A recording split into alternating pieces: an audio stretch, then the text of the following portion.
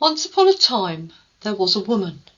She lived in a small house where the kettle was rarely cold and the hens knew her footsteps.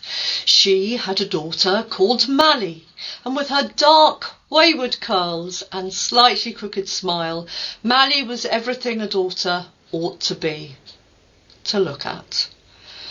But if you knew her better, there was something else.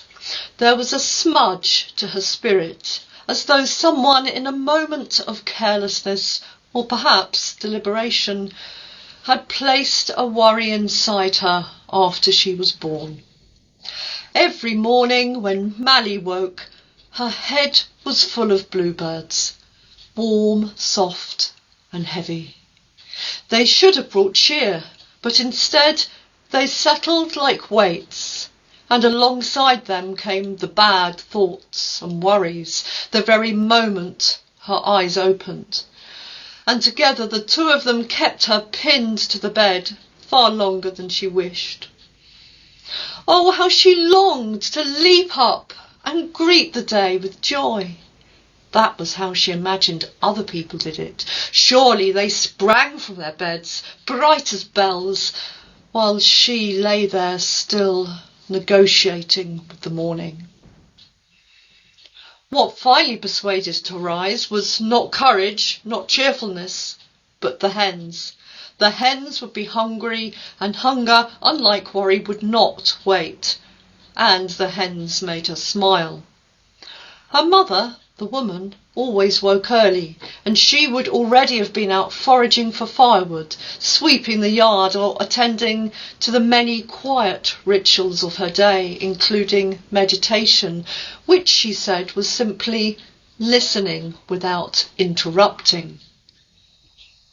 But this morning was different. When Mally at last swung her little legs out of the bed and padded into the kitchen, she found her mother sitting quite still at the table, doing nothing at all.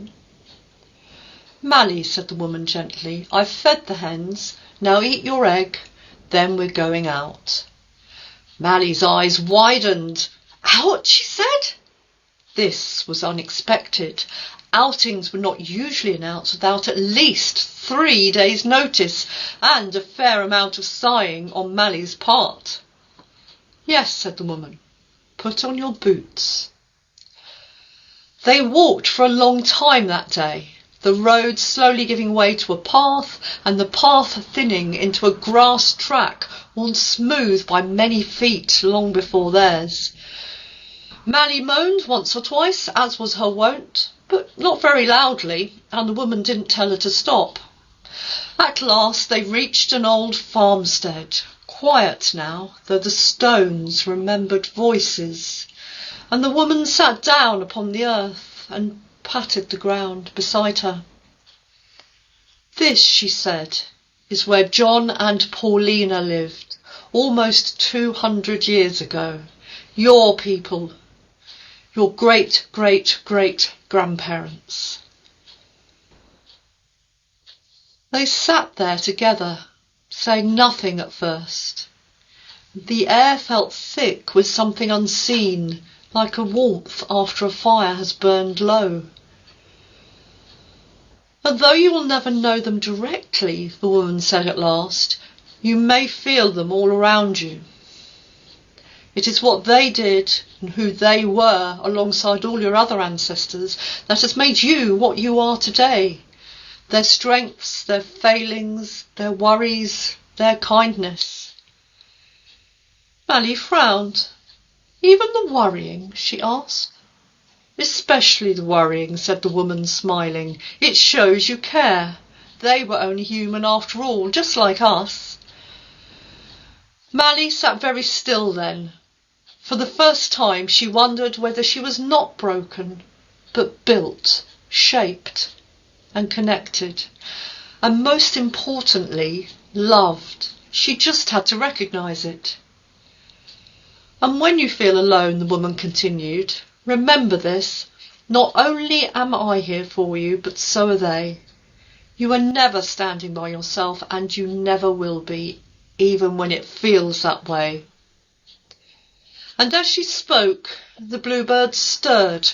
One of them lifted, just slightly. And though Mally did not leap with joy from her bed the next morning, she did rise a little more easily, knowing that behind her stood a long line of people, all human, all flawed, all quietly holding her up.